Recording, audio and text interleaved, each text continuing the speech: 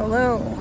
Today is still February 4th, 2025, and I am still in Thibodaux, Louisiana, with the Bloodstained Men and their friends. I have picked this little corner here. There's a nice little bridge that crosses over, and I'm getting a ton of very unusual reactions right now. So I figured I would just start filming and see how it goes. So far it hasn't been terribly overwhelmingly supportive, but I have definitely had some positive thumbs up and things like that. But I've got tons of pictures being taken of me right here. It seems like my spot is good for picture taking rather than the intersection. So I'm a little ways away from the intersection where everybody else is. Camping out right here, and I had just one couple that drove by a couple minutes ago laughing hysterically. I had one woman like drove by with her thumb down hard, banging her thumb down like extra hard, so I made sure that I noticed that she was saying thumbs down to what you were doing. I've had a lot of thumbs ups too, but a lot of people that are just trying not to look at me at all, which is fun too. But I figured I would just get some reactions, and it seems like ever since I took the camera out, people are not reacting because they see that I'm holding a camera. Figures. But yeah, so exactly 1 month from today is Fat Tuesday, Mardi Gras. There's Mardi Gras colors all over the city right now, all over the area, all over New Orleans. We were just outside of New Orleans this morning, and we're a little further out now. So we're doing all of southern Louisiana. There's a big Happy Mardi Gras sign right over there in the background. Happy Mardi Gras Thibodaux. Oh, I've been spelling it wrong. It's O, not E in the middle. Yeah, so far so good. This is only day one. We still have 7 days to go. Well, yeah, we're doing 6 more days to go. The last day I'm gonna leave, so I'm gonna only do the morning protest and not the afternoon one. You too? I cut mine too. I should have said something, but I didn't. Yeah, you know, unfortunately, men don't understand, or most human beings do not understand that the foreskin is present in all mammals, male and female. In the female, it is the clitoral hood. And yeah, that guy thought he was being funny, but he was just kind of retarded. I haven't been doing a lot of speaking back to people with their comments this trip. I've been trying to just kind of lay low, let them talk, but here comes the policeman. Probably checking up on us, but yeah, they don't seem to understand that the clitoral hood and the foreskin are analogous material. And in the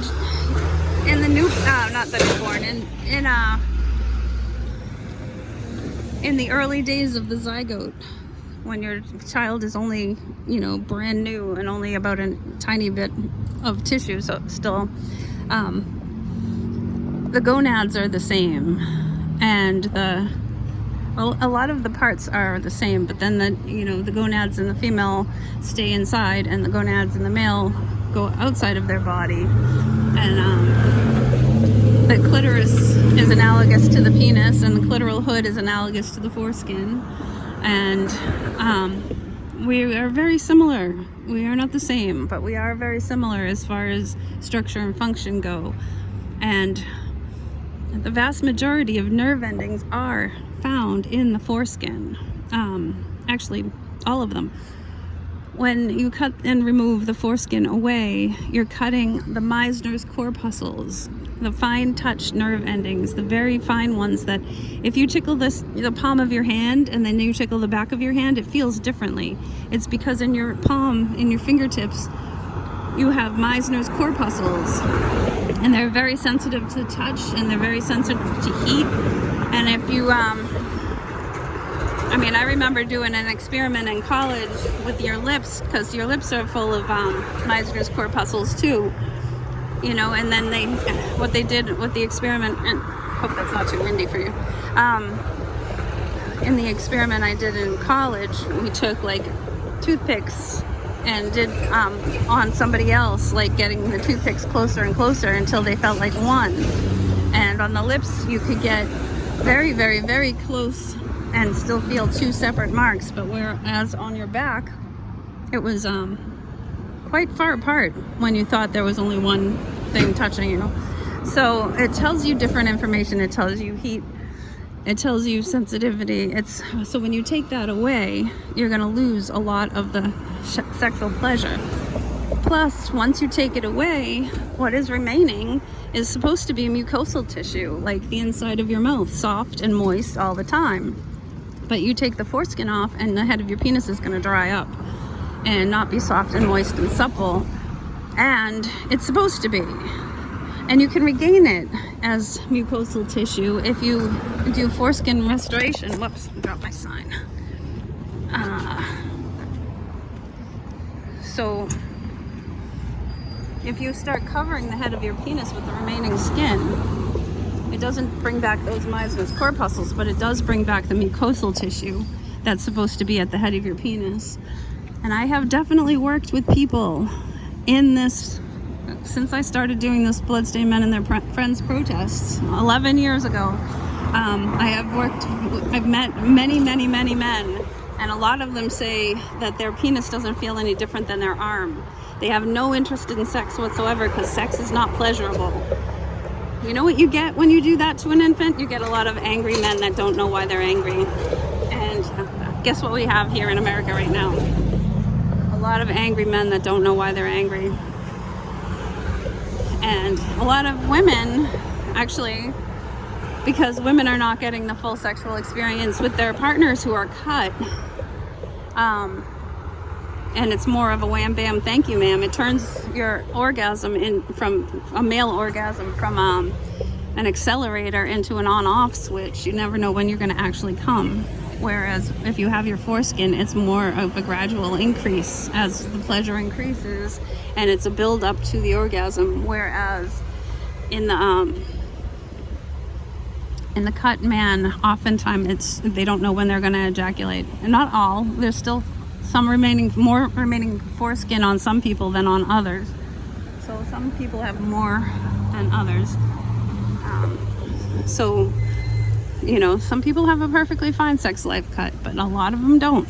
And it's not okay to be doing this to half society. It's absolutely disgusting, actually.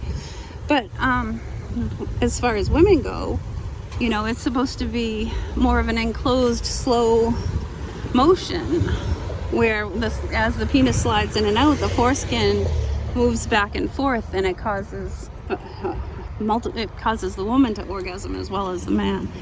So,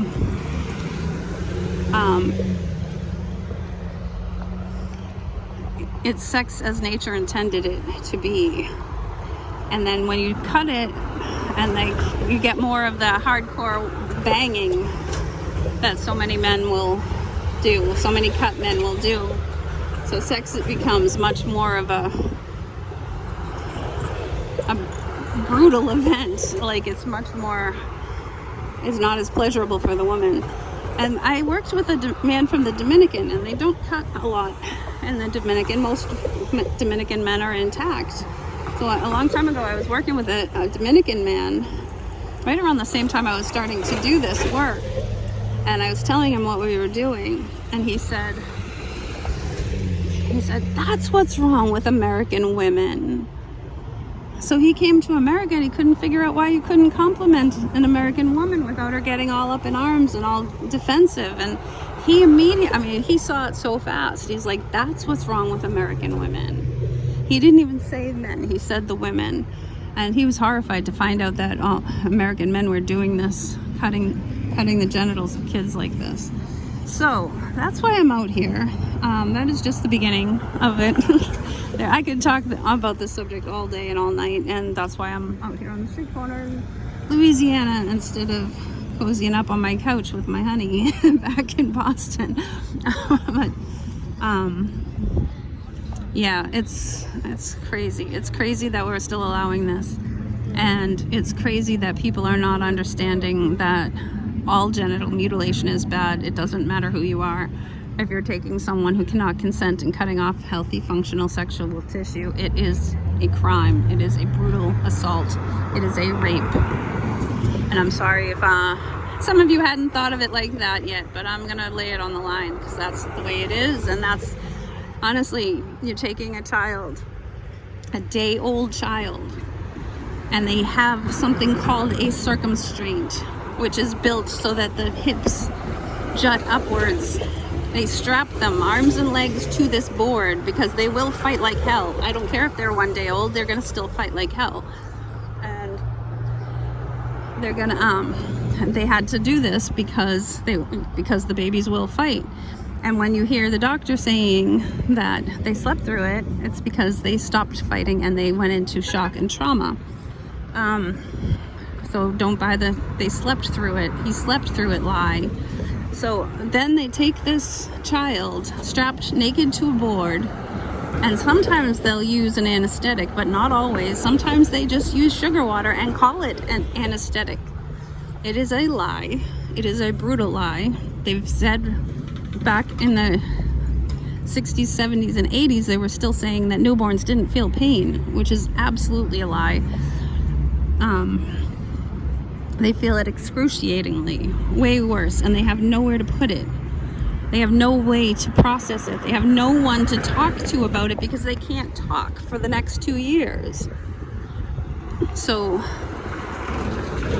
where does that trauma go? It stays with them forever. Yeah, and then they take the child stripped naked to this board, raise up their hips, and the nurse will come along and put iodine on the penis and rub it. And oftentimes, not always, but oftentimes, the child will get an erection. Babies do get erections. This is the first shared sexual experience the child will ever have. The nurse rubbing his penis and him getting an erection. Not all the time, so don't argue with me about that, but it does happen. And there are doctors that do this that actually get erections as well. Just saying.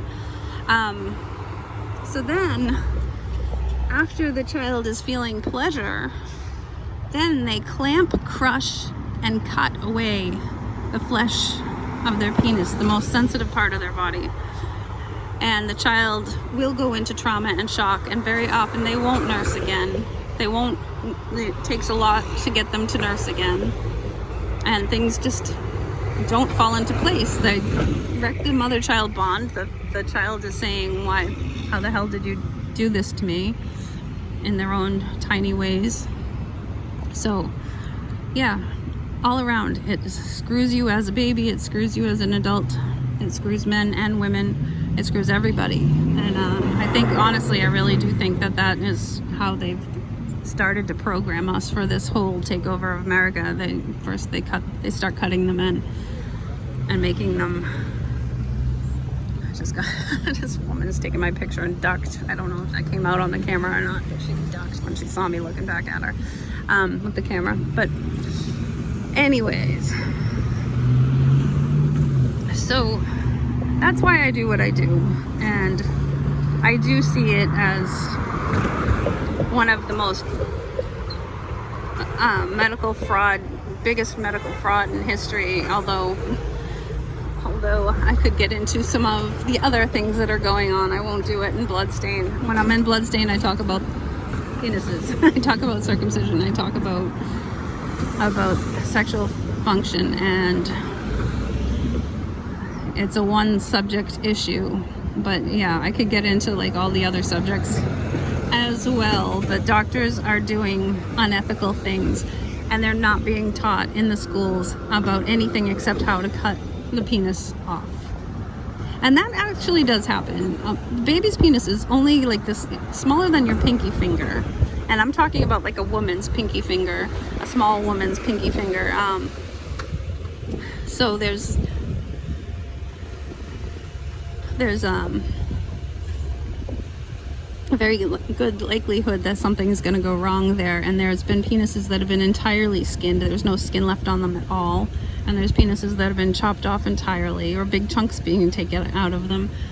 And it's brutal, it's horrible, and we need to stop it. So let's educate people.